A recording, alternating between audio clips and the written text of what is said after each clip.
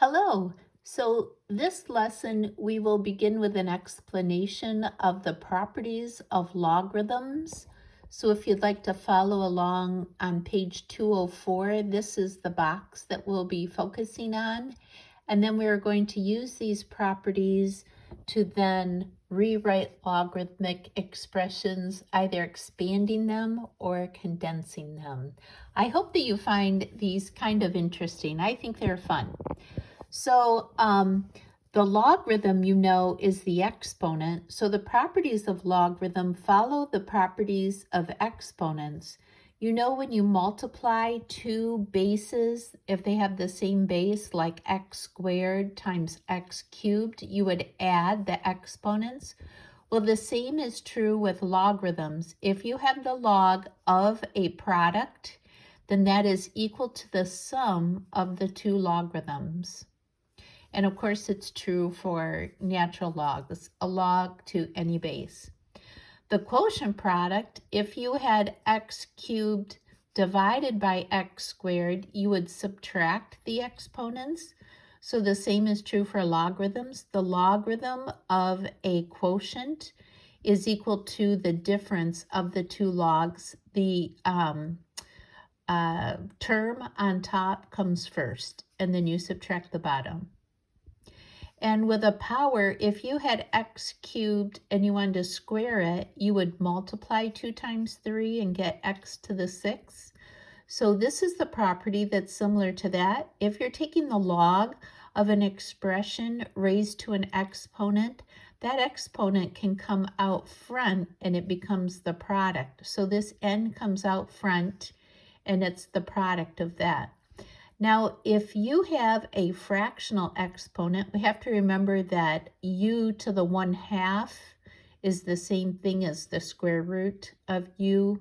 So we might have to convert any kind of radical with a square root sign or cube root into a rational number before we bring it out. So, okay, those are the main three properties that we're going to use over and over again. And let's jump right in with example 5. We'll do both A and B. And the directions are to use the properties to expand each expression. So I have those right here, and I've got my properties here. So we have a product going on, right? 5 times x cubed times y. We want to expand this. So this is the condensed version. This is the expanded version. So we're going to use this first property where the log of a product, we just take the log of each factor, I guess you'd say, and we're going to add them. All right, so this would become log base 4. That 4 is just some random number that they chose. It doesn't matter what it is. We're going to take the 5 plus the log base 4 of x cubed plus the log base 4 of y.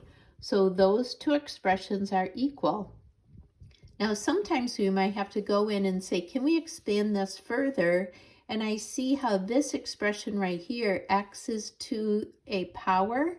So that's actually in property number 3. Do you see this is condensed, this is expanded?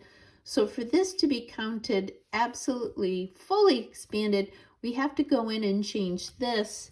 So we'll just bring down log base 4 of 5. That can't become any more expanded.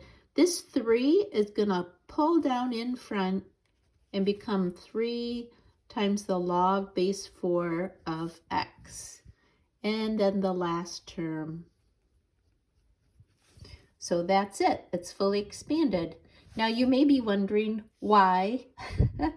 So next week we'll learn why it's important for us to be able to rewrite these, mostly in solving these equations. We're going to start solving equations of logarithms.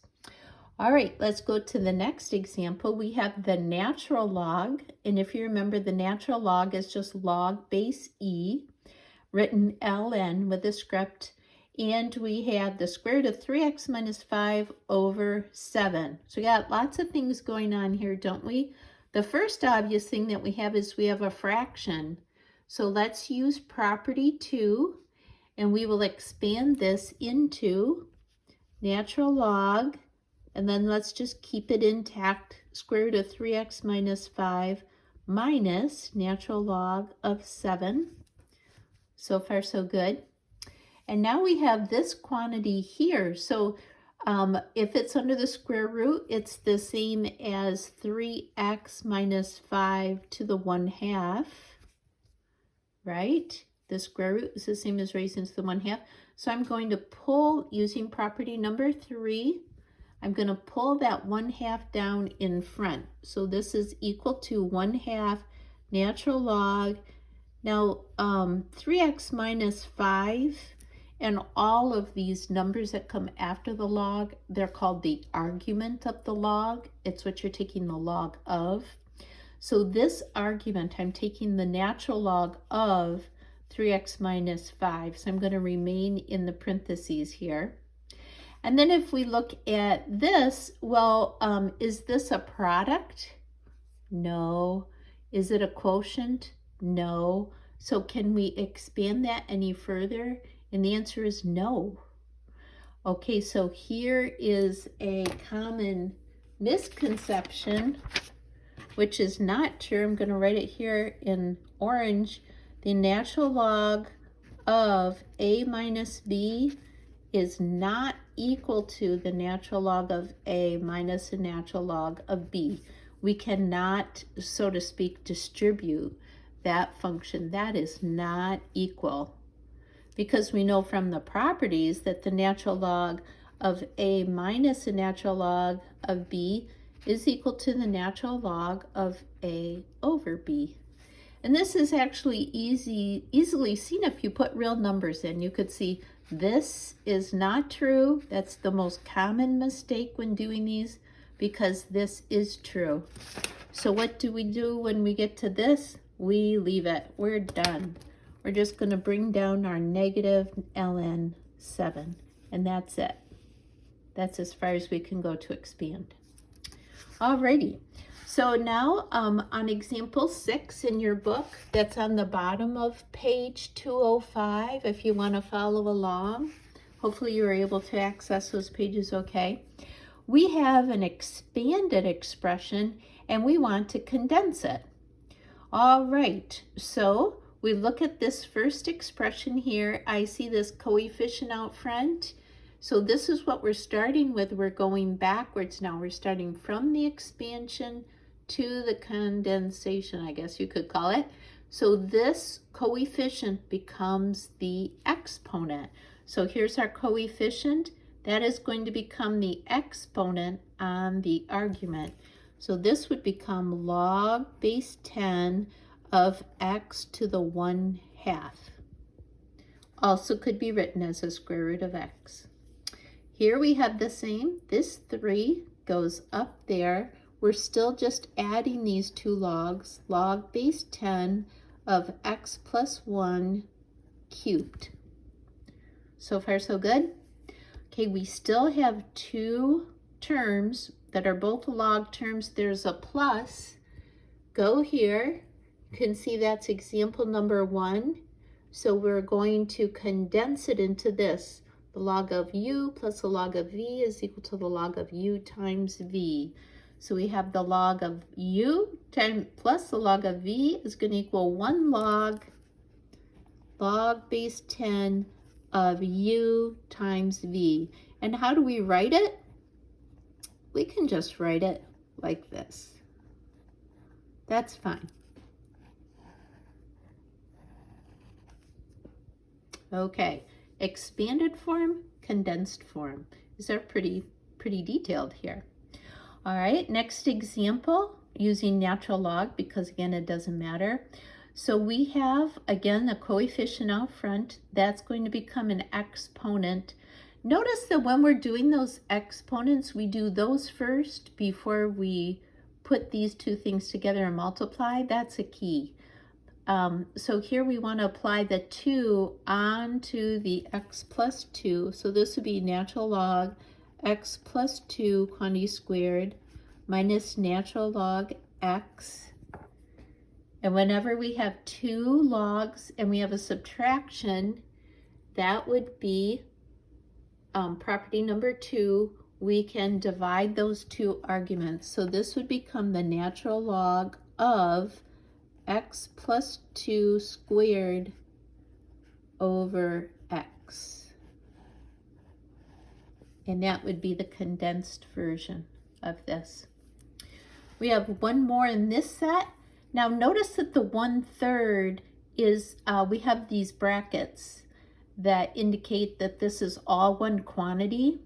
That means that we could either put the 1/3 on each argument now, or we could wait until we condense this part and then apply the 1/3 to the entire term.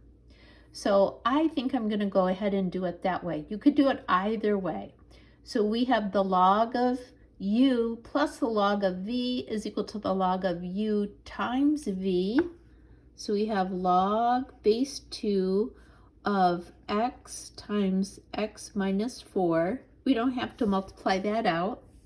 You leave it like that. We still have our 1/3 out front. And now we're applying property 3, where this coefficient becomes the exponent on the entire thing. So now I might want to, if I'm not going to multiply those two together, I can write it like that. What's another way of writing this? We could say this is equal to the cube root of x times x minus 4. That's also, those two are equivalent. Whichever way you want to do is fine. All right, if you would like to flip to your page 207, this is where your homework problems come from. And I will just go through a couple of examples to get you started there. On page 207, the directions are: use the properties of logarithm to expand the expression as a sum, difference, and or constant multiple of logarithms. Okay, so 48 and 50 are both a little bit different. Let's take a look at 48. Right here, this has got me interested because I know that 100 is equal to 10 squared. So I know that log base 10 of 10 squared and then x. So I have the log of a product. This is equal to the log base 10 of 10 squared plus the log base 10 of x. Kind of running out of room here. And from the previous video, simplifying the log base 10 of 10, those things liquidate each other and we just have a regular 2. So this expression is equal to 2 plus log base 10 of x. 2 plus log base 10 of x. That would be your final answer, simplified down. For number 50, we're taking the log of a quotient 7 divided by x. Log base 10 of 7 will come first, minus the log base 10 of z. And when we look at this, you can do this on your calculator. I can show you how next week, but it's not going to be some nice number, and this also can't be simplified, so that's simply how you would leave it. So the rest of the homework problems on this page, you're expanding. On the next page, you are condensing. All right, good luck with those.